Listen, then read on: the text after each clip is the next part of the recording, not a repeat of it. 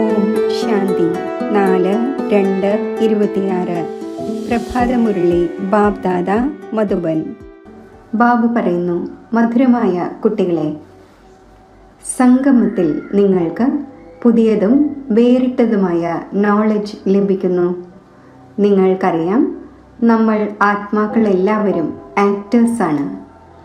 ഒരാളുടെ പാർട്ട് പോലെ ആയിരിക്കില്ല മറ്റൊരാളുടേത്. ചോദ്യം: മായയുടെ മേൽ ജയം നേടുന്നതിനായി ആത്മീയ യോദ്ധാക്കളായ നിങ്ങൾക്ക്, അതായത് ക്ഷത്രിയർക്ക്, ഏതൊരു യുക്തി ലഭിച്ചിരിക്കുന്നു? ഉത്തരം: ഹേ ആത്മീയ ക്ഷത്രിയരെ, നിങ്ങൾ സദാ ശ്രീമത്തനുസരിച്ച് നടന്നുകൊണ്ടിരിക്കൂ. ആത്മാഭിമാനിയായി ബാബയെ ഓർമ്മിക്കൂ. ദിവസവും അതിരാവിലെ എഴുന്നേറ്റ് ഓർമ്മയിലിരിക്കുന്നതിൻ്റെ അഭ്യാസമുണ്ടാക്കൂ. അപ്പോൾ മായയുടെ മേൽ വിജയം പ്രാപ്തമാക്കും. തലകീഴായ സങ്കല്പങ്ങളിൽ നിന്നും രക്ഷപ്പെടും. ഓർമ്മയുടെ മധുരമായ യുക്തി മായാജീതാക്കി മാറ്റും. ഗീതം. ആരുടെ കൂട്ടുകാരൻ ഭഗവാനാണ്? ഓം ശാന്തി. ഇത് മനുഷ്യർ ഉണ്ടാക്കിയ ഗീതമാണ്. ഇതിൻ്റെ അർത്ഥം ആരും അല്പം പോലും അറിയുന്നില്ല. ഗീത, ഭജനം തുടങ്ങിയവ പാടുന്നു. ഭക്തർ മഹിമ ചെയ്യുന്നു, പക്ഷേ ഒന്നും അറിയുന്നില്ല. മഹിമ വളരെയധികം ചെയ്യുന്നു. കുട്ടികളായ നിങ്ങൾക്ക് മഹിമയൊന്നും ചെയ്യേണ്ടതില്ല. കുട്ടികൾ അച്ഛൻ്റെ മഹിമ ഒരിക്കലും ചെയ്യുന്നില്ല. ബാബയ്ക്കറിയാം, ഇത് എൻ്റെ കുട്ടികളാണ്. കുട്ടികൾക്കറിയാം, ഇത് നമ്മുടെ ബാബയാണ്. ഇപ്പോൾ ഇത് പരിധിയില്ലാത്ത കാര്യമാണ്. എങ്കിലും എല്ലാവരും പരിധിയില്ലാത്ത ബാബയെ ഓർമ്മിക്കുന്നു. ഇപ്പോൾ വരെയും ഓർമ്മിച്ചുകൊണ്ടിരിക്കുന്നു. ഹേ ബാബ എന്ന് ഭഗവാനോട് പറയുന്നു. ഈ ഒന്നിൻ്റെ നാമം ശിവബാബ എന്നാണ്. എങ്ങനെയാണോ നമ്മൾ ആത്മാക്കൾ, അതുപോലെയാണ് ശിവബാബ. ആ ഒന്ന് പരം ആത്മാവാണ്. ആ ഒന്നിനെ സുപ്രീം എന്ന് പറയുന്നു. നമ്മൾ ആ ഒന്നിൻ്റെ കുട്ടികളാണ്. ആ ഒന്നിനെ സുപ്രീം സോൾ എന്ന് പറയുന്നു. ആ ഒന്നിൻ്റെ നിവാസ സ്ഥാനം എവിടെയാണ്? പരംധാമത്തിൽ. എല്ലാ ആത്മാക്കളും അവിടെയാണ് വസിക്കുന്നത്. ആക്ടേഴ്സ് തന്നെയാണ് സോൾസ്. നിങ്ങൾക്കറിയാം, നാടകത്തിൽ ആക്ടേഴ്സ് നമ്പർ വൈസ് ആയിരിക്കും. ഓരോരുത്തരുടെയും പാർട്ട് അനുസരിച്ച് ഇത്ര വേതനം ലഭിക്കുന്നു. അവിടെ വസിക്കുന്ന എല്ലാ ആത്മാക്കളും പാർട്ട്ധാരികളാണ്. എന്നാൽ നമ്പർ അനുസരിച്ചാണ് എല്ലാവർക്കും പാർട്ട് ലഭിച്ചിട്ടുള്ളത്. ആത്മീയ അച്ഛനിരുന്ന് മനസ്സിലാക്കിച്ചു തരുന്നു, ആത്മാക്കളിൽ എങ്ങനെയാണ് അവിനാശി പാർട്ട് അടങ്ങിയിട്ടുള്ളത് എന്ന്. എല്ലാ ആത്മാക്കളുടെയും പാർട്ട് ഒരുപോലെ ആയിരിക്കുക സാധ്യമല്ല. എല്ലാവരിലും ശക്തി ഒന്നുപോലെയല്ല. നിങ്ങൾക്കറിയാം, ആരാണോ ആദ്യം ശിവന്റെ രുദ്രമാലയിലുള്ളത്, അവരുടേതാണ് ഏറ്റവും നല്ല പാർട്ട്. നാടകത്തിൽ ആരാണോ വളരെ നല്ല നല്ല ആക്ടേഴ്സ്, അവർക്ക് എത്ര മഹിമയുണ്ടാകുന്നു. കേവലം അവരെ കാണുന്നതിന് വേണ്ടി പോലും ലോകർ പോകുന്നു. ഇത് പരിധിയില്ലാത്ത ഡ്രാമയാണ്. ഈ പരിധിയില്ലാത്ത ഡ്രാമയിലും ഉയർന്നത് ഒരു ബാബയാണ്. ഉയർന്നതിലും ഉയർന്ന ആക്ടർ, ക്രിയേറ്റർ, ഡയറക്ടർ എന്നും പറയാം. അവരെല്ലാം പരിധിയുള്ള ആക്ടേഴ്സും ഡയറക്ടേഴ്സും ഒക്കെയാണ്. അവർക്ക് തൻ്റെ ചെറിയ പാർട്ട് ലഭിച്ചിരിക്കുന്നു. പാർട്ട് അഭിനയിക്കുന്നത് ആത്മാവാണ്. എന്നാൽ ദേഹാഭിമാനം കാരണം മനുഷ്യന് ഇങ്ങനെയുള്ള പാർട്ടാണ് എന്ന് പറയുന്നു. ബാബു പറയുന്നു, പാർട്ട് മുഴുവൻ ആത്മാവിനാണ്. ആത്മാഭിമാനി ആകേണ്ടി വരും. ബാബ മനസ്സിലാക്കിച്ചു തന്നിട്ടുണ്ട്, സത്യയുഗത്തിൽ ആത്മാഭിമാനിയായിരിക്കും. ബാബയെ അറിയുന്നില്ല. ഇവിടെ കലിയുഗത്തിലാണെങ്കിൽ ആത്മാഭിമാനിയുമല്ല, ബാബയെയും അറിയുന്നില്ല. ഇപ്പോൾ നിങ്ങൾ ആത്മാഭിമാനിയാകുന്നു, ബാബയെയും അറിയുന്നു. ബ്രാഹ്മണരായ നിങ്ങൾക്ക് വേറിട്ട നോളജ് ലഭിക്കുന്നു. നിങ്ങൾ ആത്മാവിനെ അറിഞ്ഞു കഴിഞ്ഞു. നമ്മൾ എല്ലാ ആത്മാക്കളും ആക്ടേഴ്സാണ് എന്നത്. എല്ലാവർക്കും പാർട്ട് ലഭിച്ചിട്ടുണ്ട്. ഒരാളുടേതുപോലെ ആയിരിക്കില്ല മറ്റൊരാളുടേത്. ആ മുഴുവൻ പാർട്ടും ആത്മാവിലാണുള്ളത്. അല്ലെങ്കിൽ തന്നെ നാടകം ഉണ്ടാക്കുമ്പോൾ അതിലും പാർട്ട് ആത്മാവ് തന്നെയാണ് ധാരണ ചെയ്യുന്നത്. നല്ല പാർട്ടും ആത്മാവ് തന്നെയാണ് എടുക്കുന്നത്. ആത്മാവ് തന്നെയാണ് പറയുന്നത് ഞാൻ ഗവർണറാണ്, ഇന്നയാളാണ് എന്ന്. പക്ഷേ ആത്മാഭിമാനി ആകുന്നില്ല. സത്യയുഗത്തിൽ ഞാൻ ആത്മാവാണ് എന്ന് മനസ്സിലാക്കും. ഒരു ശരീരം ഉപേക്ഷിച്ച് രണ്ടാമതൊരെണ്ണം എടുക്കേണ്ടതുണ്ട്. അവിടെ പരമാത്മാവിനെ ആരും അറിയുന്നില്ല. ഈ സമയം നിങ്ങൾ എല്ലാം അറിയുന്നുണ്ട്. ശൂദ്രന്മാരെക്കാളും ദേവതമാരെക്കാളും ഉത്തമം നിങ്ങൾ ബ്രാഹ്മണരാണ്. അതാകുന്ന ഇത്രയും ബ്രാഹ്മണർ എവിടെ നിന്നും വരും? എക്സിബിഷനിൽ ലക്ഷക്കണക്കിന് പേർ വരുന്നുണ്ട്. ആര് നല്ല രീതിയിൽ മനസ്സിലാക്കിയോ ജ്ഞാനം കേട്ടുവോ അവർ പ്രജയായി മാറും. ഓരോരോ രാജാവിനും ധാരാളം പ്രജകളുണ്ട്. നിങ്ങൾ വളരെയധികം പ്രജകളെ തയ്യാറാക്കിക്കൊണ്ടിരിക്കുന്നു. എക്സിബിഷനിലൂടെയും പ്രൊജക്ടറിലൂടെയും. ആരെങ്കിലും മനസ്സിലാക്കിയാൽ നല്ലവരായി മാറും. പഠിക്കും, യോഗം ചെയ്യുകയും ചെയ്യും. ഇപ്പോൾ അവർ വന്നുകൊണ്ടിരിക്കും. പ്രജയിലുള്ളവരും വരും. പിന്നെ ധനികർ, രാജാവ്, റാണി, ദരിദ്രർ തുടങ്ങിയ എല്ലാവരും വരും. പ്രിൻസ്, പ്രിൻസസ് വളരെയധികം ഉണ്ടായിരിക്കും. സത്യുഗം മുതൽ ത്രേത വരെയുള്ള പ്രിൻസ്, പ്രിൻസസ് തയ്യാറാകേണ്ടതുണ്ട്. കേവലം 8ഉം 108ഉം അല്ലല്ലോ ഉണ്ടായിരിക്കുന്നത്. എന്നാൽ ഇപ്പോൾ എല്ലാവരും തയ്യാറായിക്കൊണ്ടിരിക്കുന്നു. നിങ്ങൾ സർവീസ് ചെയ്തുകൊണ്ടിരിക്കുന്നു. ഇതും നത്തിങ് ന്യൂ ആണ്. നിങ്ങൾ ഏതെങ്കിലും ഫംഗ്ഷൻ നടത്തി എങ്കിൽ ഇതും പുതിയ കാര്യമല്ല. അനേകം തവണ ചെയ്തു. വീണ്ടും സംഗമത്തിൽ ഇതേ തൊഴിൽ ചെയ്യും. മറ്റെന്താണ് ചെയ്യുക? ബാബ വരും പതീതരെ പാവനമാക്കുവാൻ. ഇതിനെയാണ് വേൾഡിൻ്റെ ഹിസ്റ്ററിയും ജോഗ്രഫിയും എന്ന് പറയുന്നത്. ഓരോ കാര്യത്തിലും നമ്പർ വൈസ് ആയിരിക്കുക തന്നെ ചെയ്യും. നിങ്ങളിൽ ആരാണോ നല്ല പ്രഭാഷണം ചെയ്യുന്നത് എങ്കിൽ ഇവർ വളരെ നല്ല പ്രഭാഷണം ചെയ്തു എന്നെല്ലാവരും പറയും.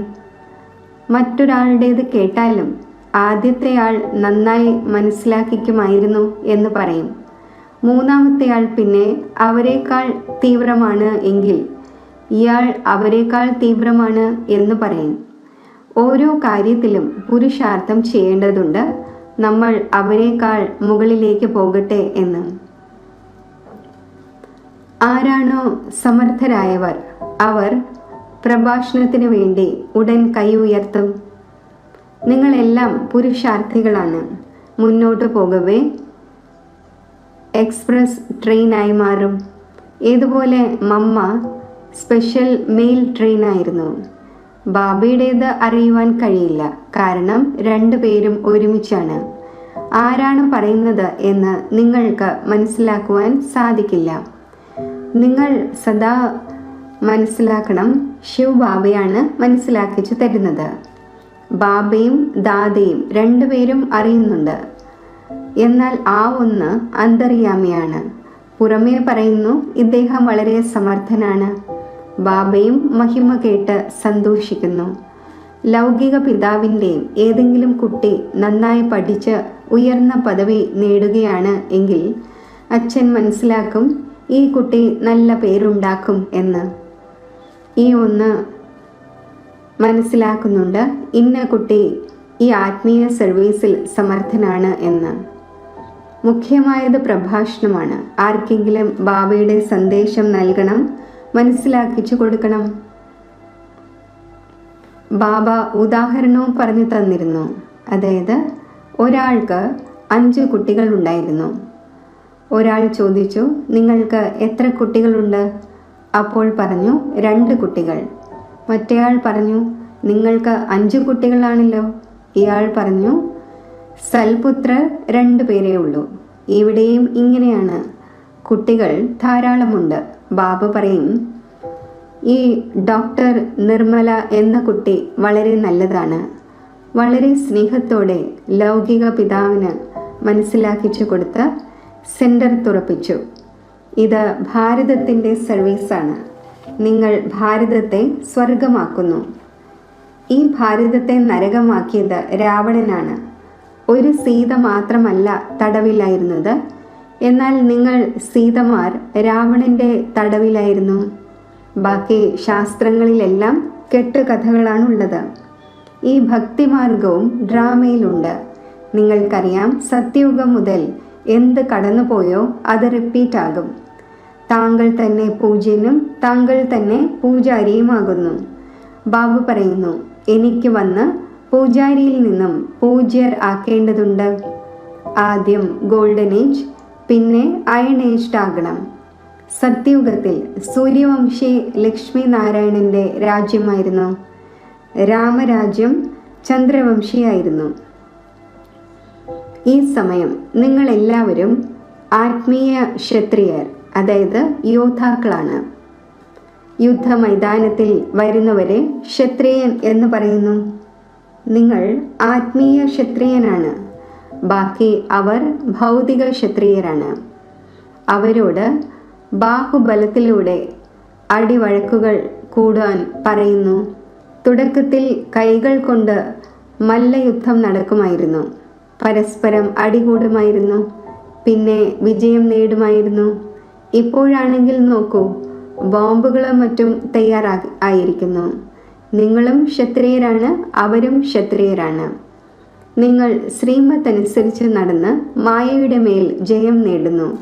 നിങ്ങളാണ് ആത്മീയ ക്ഷത്രിയൻ. ആത്മാക്കൾ തന്നെയാണ് ഈ ശരീരത്തിലെ കർമ്മേന്ദ്രിയങ്ങളിലൂടെ എല്ലാം ചെയ്തുകൊണ്ടിരിക്കുന്നത്.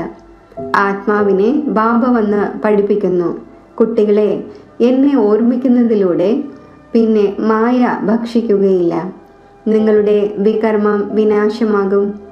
നിങ്ങൾക്ക് തലകീഴായ സങ്കല്പങ്ങൾ വരില്ല. ബാബയെ ഓർമ്മിക്കുന്നതിലൂടെ സന്തോഷവും നിലനിൽക്കും. അതിനാൽ ബാബ മനസ്സിലാക്കിച്ചു തരുന്നു, രാവിലെ എഴുന്നേറ്റ് അഭ്യസിക്കൂ. ബാബ, അങ്ങ് എത്ര മധുരമാണ്. ആത്മാവ് ബാബ എന്ന് പറയുന്നു. ബാബ തിരിച്ചറിവ് നൽകി, ഞാൻ നിങ്ങളുടെ പിതാവാണ്. നിങ്ങളെ സൃഷ്ടിയുടെ ആദ്യമധ്യ അന്ത്യത്തിൻ്റെ ജ്ഞാനം കേൾപ്പിക്കുവാൻ വന്നിരിക്കുകയാണ്. ഇത് മനുഷ്യ സൃഷ്ടിയുടെ തലകീഴായ വൃക്ഷമാണ്. ഇത് വെറൈറ്റി ധർമ്മങ്ങളുടെ മനുഷ്യ സൃഷ്ടിയാണ്. ഇതിനെ വിരാട ലീല എന്ന് പറയുന്നു. ബാബ മനസ്സിലാക്കിച്ചു തന്നിട്ടുണ്ട്, ഞാൻ ഈ മനുഷ്യ വൃക്ഷത്തിൻ്റെ ബീജരൂപമാണ്. എന്നെ ഓർമ്മിക്കുന്നു. ചിലർ ഒരു വൃക്ഷത്തിൻ്റേതും ചിലർ മറ്റൊരു വൃക്ഷത്തിൻ്റേതുമാണ്. പിന്നെ നമ്പർ വാറായി വരുന്നു. ഈ ഡ്രാമ തയ്യാറാക്കപ്പെട്ടതാണ്. ഈ ഒന്ന് ധർമ്മസ്ഥാപകനാകുന്ന സന്ദേശവാഹകനെ അയച്ചു എന്ന് പറയുന്നു. എന്നാൽ അവിടെ നിന്നും അയക്കുന്നില്ല. ഇത് ഡ്രാമ അനുസരിച്ച് റിപ്പീറ്റ് ആകുന്നതാണ്. ഈ ഒന്ന് മാത്രമാണ് ധർമ്മവും രാജധാനിയും സ്ഥാപിച്ചു കൊണ്ടിരിക്കുന്നത്. ഇത് ലോകത്തിൽ ആരും തന്നെ അറിയുന്നില്ല. ഇപ്പോൾ സംഗമമാണ്. വിനാശത്തിൻ്റെ ജ്വാല പ്രജ്വലിതമാകേണ്ടതുണ്ട്. ഇതാണ് ശിവബാബയുടെ ജ്ഞാനയജ്ഞം. അവർ രുദ്രൻ എന്ന് നാമം വച്ചിരിക്കുന്നു. പ്രജാപിത ബ്രഹ്മാവിലൂടെ ബ്രാഹ്മണരായ നിങ്ങൾ ജനിച്ചു. നിങ്ങൾ ഉയർന്നവരായല്ലോ. പിന്നാലെ വംശാവലി വരുന്നു. വാസ്തവത്തിൽ എല്ലാവരും ബ്രഹ്മാവിൻ്റെ കുട്ടികളാണ്. ബ്രഹ്മാവിനെ പറയുന്നത് ഗ്രേറ്റ് ഗ്രേറ്റ് ഗ്രാൻഡ് ഫാദർ എന്നാണ്. വംശാവലി വൃക്ഷമുണ്ട്. ആദ്യമാണ് ഉയർന്ന ബ്രഹ്മാവ്, പിന്നെ വംശാവലി വരുന്നു. ഭഗവാൻ എങ്ങനെയാണ് സൃഷ്ടി രചിക്കുന്നത് എന്ന് പറയുന്നു. രചന എന്നതുണ്ട്. അവർ എപ്പോഴാണോ പതീതമാകുന്നത് അപ്പോൾ ആ ഒന്നിനെ വിളിക്കുന്നു. ആ ഒന്ന് വന്ന് ദുഃഖം നിറഞ്ഞ സൃഷ്ടിയെ സുഖം നിറഞ്ഞതാക്കുന്നു. അതിനാൽ വിളിക്കുന്നു, ദുഃഖം ഹരിച്ച് സുഖം തരുന്ന ബാബ വരൂ. ഹരിദ്വാർ എന്ന നാമം വച്ചിരിക്കുന്നു. ഹരിദ്വാർ എന്നാൽ ഹരിയുടെ കവാടം. അവിടെ ഗംഗ ഒഴുകുന്നു. നമ്മൾ ഗംഗയിൽ സ്നാനം ചെയ്താൽ ഹരിയുടെ കവാടത്തിലേക്ക് പോകും എന്ന് മനസ്സിലാക്കുന്നു. എന്നാൽ ഹരിയുടെ കവാടം എവിടെയാണ്? അവർ പിന്നെ കൃഷ്ണനെ കുറിച്ച് പറയുന്നു. ഹരിയുടെ കവാടം ശിവ് ബാബയാണ്. ദുഃഖം ഹരിച്ച് സുഖം നൽകുന്നവനാണ്. ആദ്യം തൻ്റെ വീട്ടിലേക്ക് നിങ്ങൾക്കാണ് പോകേണ്ടത്. കുട്ടികളായ നിങ്ങൾ തൻ്റെ പിതാവിനെയും വീടിനെയും ഇപ്പോൾ അറിഞ്ഞു കഴിഞ്ഞു. ബാബയുടെ സിംഹാസനം അല്പം ഉയർന്നതാണ്. പുഷ്പം മുകളിലാണ്. പിന്നെ യുഗൾ മണികൾ അതിനു താഴെ. പിന്നെ വൈജയന്തി മാലയാണ്. അത് വിഷ്ണുവിൻ്റെ മാലയാണ്. വിഷ്ണുവിൻ്റെ കഴുത്തിലെ മാല തന്നെയാണ് പിന്നെ വിഷ്ണുപുരിയിൽ രാജ്യം ഭരിക്കുന്നത്. ബ്രാഹ്മണരുടെ മാലയില്ല, കാരണം അടിക്കടി പൊട്ടിപ്പോകുന്നു. ബാബ മനസ്സിലാക്കിച്ചു തരുന്നു, നമ്പർ വൈസ് ആണല്ലോ. ഇന്ന് നല്ലതാണ്, നാളെ കൊടുങ്കാറ്റ് വരുന്നു. ഗ്രഹപ്പിഴ വരുന്നതിലൂടെ തണുത്തു പോകുന്നു. ബാബ പറയുന്നു, എൻ്റേതാകുന്നു, ആശ്ചര്യപൂർവം കേൾക്കുന്നു, പറഞ്ഞു കൊടുക്കുന്നു, ധ്യാനത്തിൽ പോകുന്നു, മാലയിൽ കോർക്കപ്പെടുന്നു, പിന്നെ പൂർണ്ണമായും ഓടിപ്പോകുന്നു, ചണ്ടാളനാകുന്നു. പിന്നെ മാല എങ്ങനെ തയ്യാറാകും? അതിനാൽ ബാബ മനസ്സിലാക്കിച്ചു തരുന്നു, ബ്രാഹ്മണരുടെ മാല ഉണ്ടാകുന്നില്ല. ഭക്തമാലയിൽ മുഖ്യമായത് ഫീമെയിൽസിൽ മീരയും മെയിൽസിൽ നാരദനുമാണ്. സംഗമത്തിൽ ബാബ തന്നെ വന്ന് മുക്തിയും ജീവൻ മുക്തിയും നൽകുന്നു. കുട്ടികൾ മനസ്സിലാക്കുന്നുണ്ട്, നമ്മൾ തന്നെയാണ് സ്വർഗത്തിൻ്റെ അധികാരിയായിരുന്നത്, ഇപ്പോൾ നരകമാണ്. ബാബ പറയുന്നു, നരകത്തെ പുറം കാൽ കൊണ്ട് തൊഴിക്കൂ, സ്വർഗത്തിൻ്റെ ചക്രവർത്തി പദം എടുക്കൂ. നിങ്ങളുടേത് രാവണൻ തട്ടിയെടുത്തു. ഇത് ബാബ തന്നെയാണ് വന്ന് പറഞ്ഞു തരുന്നത്. ആ ഒന്ന് ഈ എല്ലാ ശാസ്ത്രങ്ങളെയും തീർത്ഥാടനങ്ങളെയും മറ്റും അറിയുന്നു. ബീജരൂപമാണല്ലോ. ജ്ഞാനത്തിൻ്റെ സാഗരം, ശാന്തിയുടെ സാഗരം എന്ന് ആത്മാവാണ് പറയുന്നത്. ബാബ മനസ്സിലാക്കിച്ചു തരുന്നു, ഈ ലക്ഷ്മി നാരായണൻ സത്യയുഗത്തിൻ്റെ അധികാരിയായിരുന്നു. അവർക്ക് മുമ്പ് എന്തായിരുന്നു? തീർച്ചയായും കലിയുഗത്തിൻ്റെ അന്തിമമാകും. അപ്പോൾ സംഗമയുഗം ആയിരുന്നിട്ടുണ്ടാകും. വീണ്ടും ഇപ്പോൾ സ്വർഗമാകുന്നു. ബാബയെ സ്വർഗത്തിൻ്റെ രചയിതാവ് എന്ന് പറയുന്നു. സ്വർഗം സ്ഥാപിക്കുന്നവനാണ്. ഈ ലക്ഷ്മി നാരായണൻ സ്വർഗത്തിൻ്റെ അധികാരികളായിരുന്നു. ഇവർക്ക് എവിടെ നിന്നാണ് സമ്പത്ത് ലഭിച്ചത്? സ്വർഗത്തിൻ്റെ രചയിതാവായ ബാബയിൽ നിന്നും. ബാബയുടെ തന്നെ സമ്പത്താണിത്. നിങ്ങൾക്ക് ആരോടും ചോദിക്കാം. ഈ ലക്ഷ്മി നാരായണന്മാർക്ക് സത്യയുഗത്തിൻ്റെ രാജധാനി ഉണ്ടായിരുന്നു. എങ്ങനെയാണ് നേടിയത്? ആർക്കും പറഞ്ഞു തരാൻ സാധിക്കില്ല. ഈ ദാദായും പറയുന്നു, ഞാൻ അറിഞ്ഞിരുന്നില്ല. പൂജ ചെയ്യുമായിരുന്നു, പക്ഷേ അറിയാമായിരുന്നില്ല. ഇപ്പോൾ ബാബ മനസ്സിലാക്കിച്ചു തന്നു, ഈ സംഗമത്തിൽ രാജയോഗം പഠിക്കുന്നു. ഗീതയിൽ തന്നെയാണ് രാജയോഗത്തിൻ്റെ വർണ്ണനയുള്ളത്. ഗീതയിൽ അല്ലാതെ മറ്റൊരു ശാസ്ത്രത്തിലും രാജയോഗത്തിൻ്റെ കാര്യമില്ല. ബാബ പറയുന്നു, ഞാൻ നിങ്ങളെ രാജാക്കന്മാരുടെയും രാജാവാക്കുന്നു. ഭഗവാൻ തന്നെയാണ് വന്ന് നരനിൽ നിന്നും നാരായണനാകാനുള്ള നോളജ് നൽകിയത്. ഭാരതത്തിൻ്റെ മുഖ്യ ശാസ്ത്രമാണ് ഗീത. ഗീത എപ്പോൾ രചിക്കപ്പെട്ടു? ഇതറിയുന്നില്ല. ബാബ പറയുന്നു, കൽപ്പകൽപ്പങ്ങളിൽ സംഗമത്തിൽ വരുന്നു. ആർക്കാണോ രാജ്യം നൽകിയിരുന്നത് അവർ രാജ്യം പാഴാക്കി. പിന്നെ തമോ പ്രധാനവും ദുഃഖിതരുമായിരിക്കുന്നു. രാവണന്റെ രാജ്യമാണ്. മുഴുവൻ ഭാരതത്തിൻ്റെ തന്നെ കഥയാണ്. ഭാരതം ഓൾറൗണ്ടാണ്. മറ്റുള്ളവയെല്ലാം പിന്നീടാണ് വരുന്നത്. ബാബ പറയുന്നു, നിങ്ങൾക്ക് 84 ജന്മങ്ങളുടെ രഹസ്യം പറഞ്ഞു തരുന്നു. 5000 വർഷം മുമ്പ് നിങ്ങൾ ദേവി ദേവന്മാരായിരുന്നു. നിങ്ങൾ തൻ്റെ ജന്മങ്ങളെ അറിഞ്ഞിരുന്നില്ല.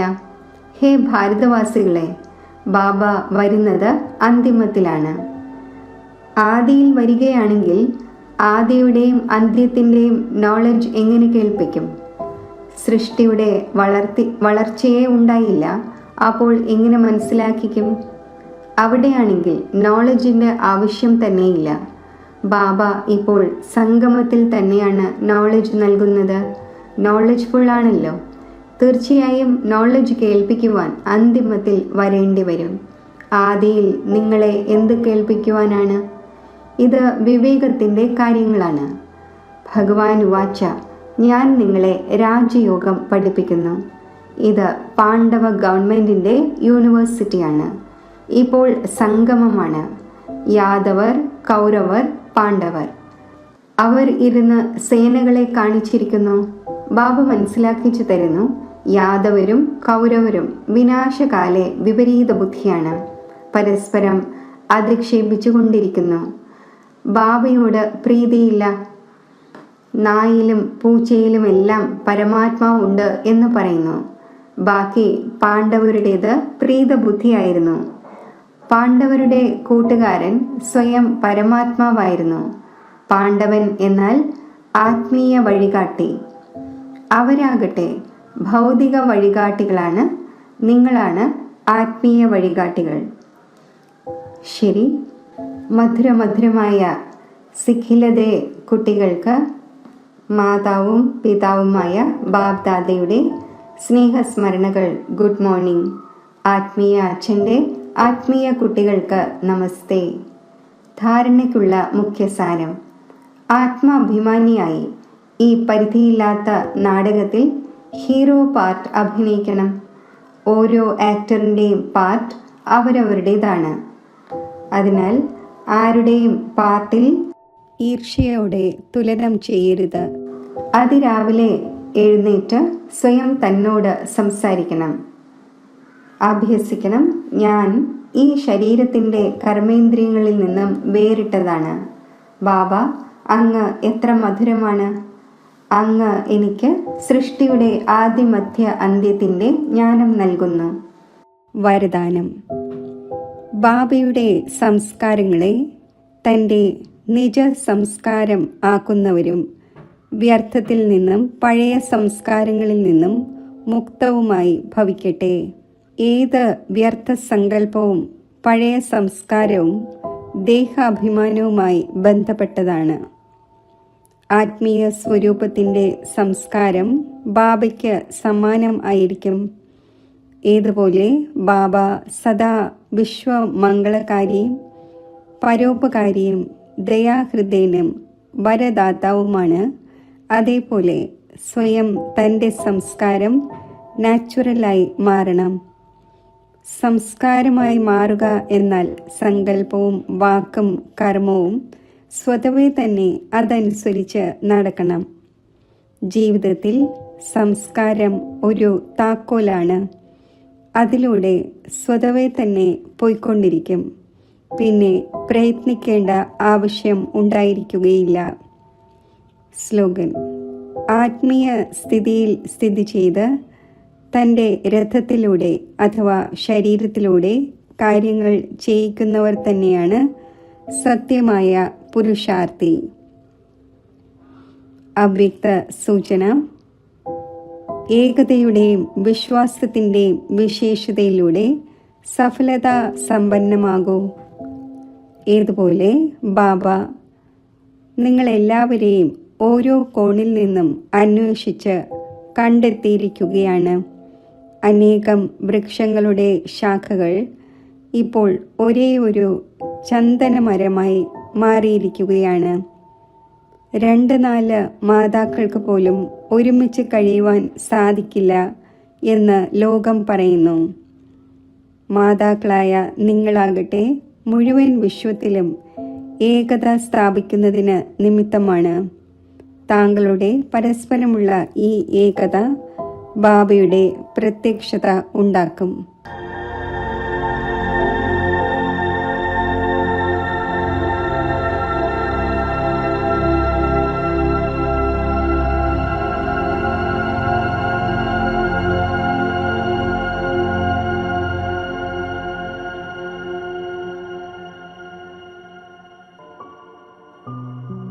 ബാഹ്യ ലോകത്തിലെ കാര്യങ്ങളിൽ നിന്നും ശ്രദ്ധ പിൻവലിച്ച് എൻ്റെ നിജ സ്വരൂപം ഞാൻ ചിന്തിക്കുന്നു. പുരിക മധ്യത്തിൽ ഒരു പ്രകാശ ബിന്ദുവായി സ്ഥിതി ചെയ്യുന്ന ആത്മസ്വരൂപത്തിൽ എൻ്റെ മനസ്സും ബുദ്ധിയും ഞാൻ ഏകാഗ്രമാക്കുന്നു.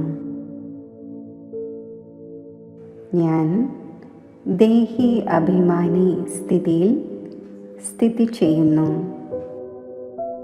ഈ സ്ഥിതിയിൽ ഞാൻ ശാന്തിയും പവിത്രതയുമാകുന്ന എൻ്റെ സ്വധർമ്മത്തിൽ സ്ഥിരമാകുന്നു.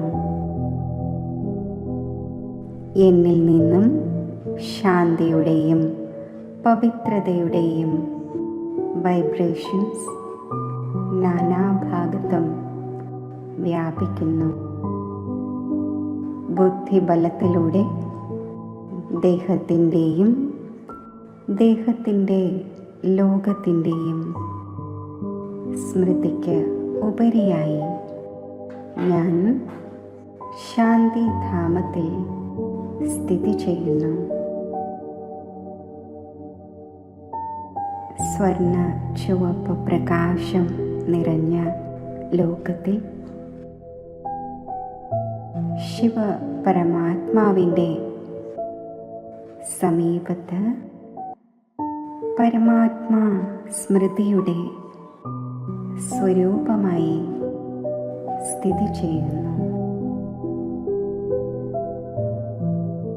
ഈ സ്മൃതിയിൽ ഇരിക്കുമ്പോൾ ശാന്തിയുടെയും പവിത്രതയുടെയും സർവശക്തികളുടെയും അളവറ്റ ഖജനാവുകൾ ആത്മാവിൽ നിറയുന്നു. ഈ ഈശ്വരീയ ഖജനാവുകളുടെ സമ്പന്ന അവസ്ഥയിൽ പരമാത്മാവുമായി സംയുക്തമായിരുന്ന് എൻ്റെ വരദാനി സ്വരൂപം ഞാൻ എമർജ് ചെയ്യുന്നു.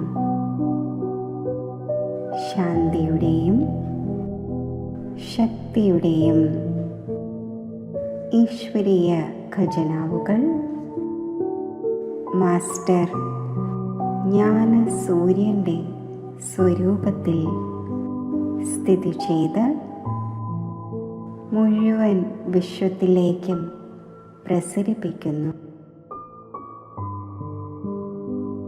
സൃഷ്ടിയിലെ മനുഷ്യാത്മാക്കൾ ഈശ്വരീയ ശക്തിയാൽ ശാന്തിയുടെ ഖജനാവിനാൽ സമ്പന്നമാണ്. സർവ ആത്മാക്കളും പരമാത്മാ ശക്തികളുടെ ഛത്രഛായയിൽ സുരക്ഷിതമായി ഇരിക്കട്ടെ.